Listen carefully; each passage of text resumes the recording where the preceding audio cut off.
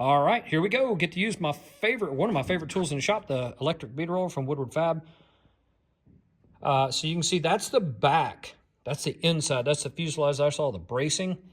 And I don't want to try to bead roll right on top of it. And remember, the purpose of the bead roll is it's going to put like a little indentation, except it's going to roll it, hence the term bead roller. So it's going to roll a bead in there in the product, which will, when you think about it, it's kind of like making it at, you know, like an I-beam. You know, an I-beam has that structure because it's got a vertical component to it as well as horizontal.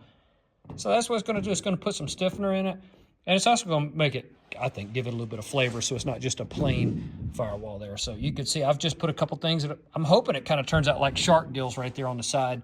And that'll give me the strength that I'm looking for in the side. So let's get after it. I'm a little bit scared to see what it's going to do to this material. Some material bead rolls better than others. So I'm going to go ahead and put it in there. And this is a 3/8 inch radius die. And I'm going to get it where it's right on the bottom of the wheel or the die. And I'm just going to barely tighten it, but not enough where it's going to actually start to roll it. I'm not ready for that. I just want to make sure that just like when you TIG weld, it's good to do a couple of mock passes to make sure that nothing's going to hang or snag. Your sleeve's not going to get caught on something as you start rolling. And so here we go. This is going in the correct direction. I like it. I'm just going to put a little quarter turn in there. And I want to come down and let's give it a try. So far, so good. I don't feel anything snagging. This is looking good.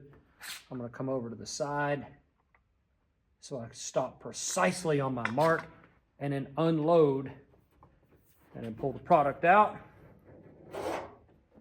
And you can see that it has in fact put a very slight little witness mark right there.